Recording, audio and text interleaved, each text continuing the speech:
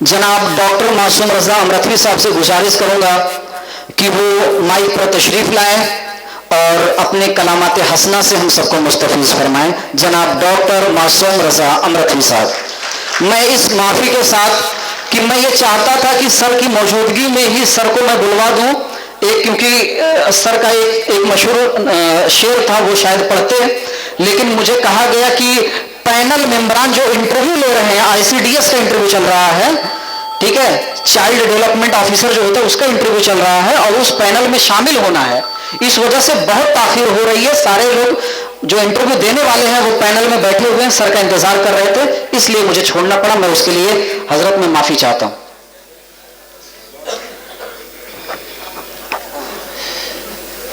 मुअज़्ज़िज़ हाज़रीन, किसी शायर का बड़ा मशहूर शेर है, ठहर है बाद सबा तो कलियां न बिछा राहों में, शहर है बाद सबा मेहमान जो आए हैं तो कलियां न बिछा राहों में, हम आंखें बिछाए हैं। तो हम आप सामीन के लिए मुंतज़मीन उर्दू की तरफ से आंखें बिछाए हुए हैं। दोस्तों, एक सवाल पैदा होता है कि 16 तारीख, आज 16 तारीख है, 16 तारीख को ही क्यों रखा गया? बड़े नौजवान हमारे उर्दू के मुहिब उर्दू इंचार्ज सादिक बाबू ने शऊरी तौर पर या लाशऊरी तौर पर आज का दिन मुकर्रर किया। एक तो गुरुवार है, एक अच्छा दिन ही है, साथ ही साथ इसके पीछे कल अचानक मेरे अपनी पुरानी डायरी मिल गई, तो उसके मुताबिक ये आपको मैं बता रहा हूं कि आज का दिन निहायत ही मुतबर्रक दिन है।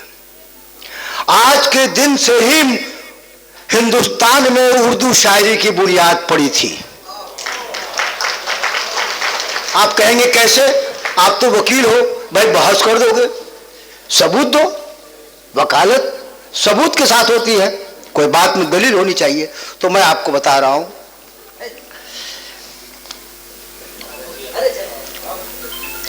कि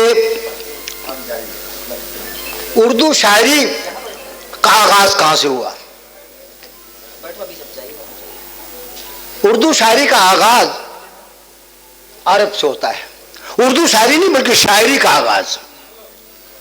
और शायरी का जब आगाज हुआ तो उस जमाने में इस्लाम के तुलू होने के कबल अरब में शेर व शायरी का दौर दौरा था। शोरा हजरात कि समाज में बेहद कदर मंजिलत की निगाह से वो देखे जाते थे। वो जिनके शान में कुछ तारीफ में लिखकर राम लिख दे, वो आदमी की उसकी इज्जत में 4 चाल लग जाता था। जिसकी मजम्मत में अगर एक आध दो अशार कह दे तो वो समझिए कि वो लानी दरगाह हो जाता था। तो उस जमाने में जाहिलियत, दौर जाहिलियत में भी अरब शेर व शायरी की दुनिया में बहुत मशहूर था। जिस तरह से वो दुनिया के सारे खराफात में एक नंबर में था अरब तुलू इस्लाम से कबल, उसी तरह शेर व शायरी की दुनिया में भी वो एक नंबर था। लेकिन उसकी शायरी कैसी होती थी? फहासी, उरियानी, यानी उसको सुनने के बाद शर्म हया को भी शर्म आ जाए। लेकिन कुछ शोरा ऐसे भी थे जो तहजीब व तमद्दुन और अदब के दायरे में शायरी करते थे। बच्चा बच्चा शायरी में सरसार था अरब का। लेकिन जब तुलू इस्लाम हुआ, सरकार दो आलम सल्लल्लाहु अलैहि वसल्लम दुनिया में तशरीफ लाए, तो आपने इसके खिलाफ एक पैगाम दिया वहदानियत का, एक ईश्वरवाद का। तो इनके बाद बहुत सारे लोग दुश्मन हो गए, इनके खिलाफ अशार भी कहने लगे। अब इन लोगों का एक मामला था, अरब के लोग बाजारों में, मेले में, तकरीबात में शेर व शायरी की महफिल मुनक्किद करते थे। मुकाबला होता था, बहुत से शायरी की मराकज़ थे इनके यहाँ, और जिंदगी का, वहाँ के लोगों की जिंदगी का एक अहम हिस्सा था शायरी। बच्चा बच्चा शायरी करता था। اور مکہ میں عکاظ میلے کے دوران شعراء کرام ایک جگہ جمع ہوتے تھے اور اپنا اپنا کلام پڑھتے تھے، اور اس میں جس کا سب سے شاندار کلام ہوتا تھا اس کو خانہ کعبہ کی دیوار پر چسپا کر دیا جاتا تھا کہ اگلے سال میلے میں اس سے بڑھیا کوئی شعر اور اس سے بڑھیا کلام پیش کرو۔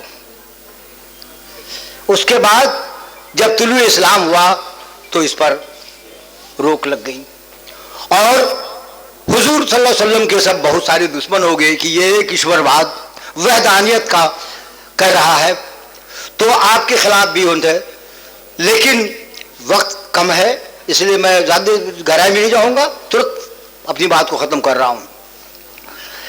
تب اس کے بعد انہوں نے ان پر جو لوگوں نے لکھا تھا، تب اللہ تعالیٰ نے ان پر سورۃ الشعراء نازل کیا۔ شاعری سے متعلق جو عالم ہوں گے، حافظ ہوں گے، وہ اچھی طرح جان بھی رہیں گے، اور جو بھی ایسے بھی جس کا ایمان ہے وہ کم و بیش گہرائی میں نہ صحیح لیکن یہ ضرور جانتے ہوں گے کہ سورۃ الشعراء کا یہاں پر جب نزول ہوا تب کچھ لوگ جو حضور صلی اللہ علیہ وسلم کے پاس آئے اور ایمان لائے، روتے ہوئے کہا کہ حضور میں بھی شاعر ہوں، میں نے بھی کلام کہا ہے اور کہتے ہیں میرا کیا انجام ہوگا؟ تو آپ نے فرمایا جو شاعری شریعت کے تابع ہو وہ جائز ہے، اور تمہارا کلام اس سے متشنع ہے، تمہارے اوپر ایسی بات نہیں ہے۔ تب یہ تو ہوا شاعری کا آغاز جو عرب سے چل کے ہندوستان آیا۔ اب ہندوستان میں 16 تاریخ کی بات بتا رہا ہوں آپ کو۔ ہندوستان میں کیا ہوا کہ یہ روایت کا جب طول اسلام کے بعد جب ہندوستان میں شاعری کا عروج ہوا تو 16 تاریخ کو ہندوستان میں خواجہ میر درد نے ایک ادبی محفل 16 تاریخ کو سجائی، اور ریختہ کی مناسبت سے اس کو فراختہ کہتے تھے۔ اس کے بعد یہ سلسلہ چل پڑا، سر سید احمد اور کرنل ہائیڈ کے اصرار پر مولانا الطاف حسین حالی، محمد حسین آزاد، ان لوگوں نے ایک محفل مشاعرے کی منعقد کرنی شروع کی، لیکن اس زمانے میں نظم کا دورہ تھا، نظم پر ہی لوگ دھیان دیتے تھے، لیکن یہ چونکہ نظم میں سلاست روانی ہوتی تھی اور لوگوں کی طبیعت ہے کہ کچھ فرحت، کچھ دلچسپی ہونی چاہیے، جیسے بھی میں بول رہا ہوں بہت سے لوگوں کو اس انتظار میں ہے کہ یہ کم کرے کہ مشاعرہ سنے، دل بہلے، تفریح ہو، تو اسی طرح سے ایک غزل صنف سخن کا جب عروج ہوا تو وہ غزل کی ایسی دور چلی کہ وہ آج بھی ہم سب کے پر۔ اب مشاعرے سے فائدہ کیا ہے، کیوں مشاعرہ رکھا گیا ہے یہاں؟ یہ فروغ اردو کا پروگرام ہے، تو مشاعرے کا چلن چاہے وہ کوی سمیلن کے روپ میں ہو یا مشاعرہ ہو، اردو کے فروغ کا ایک اہم ذریعہ ہے۔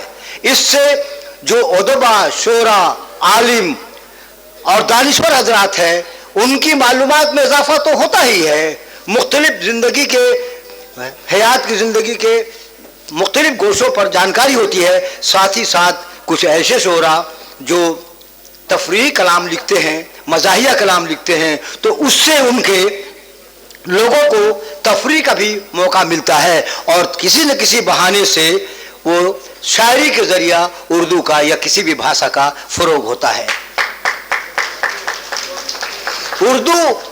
اردو ہندی کے ہی آغوش میں پلی ہے، ہندوستان میں اردو ہندی کے ہی آغوش میں پلی ہے، اس لیے دونوں ایک دوسرے کی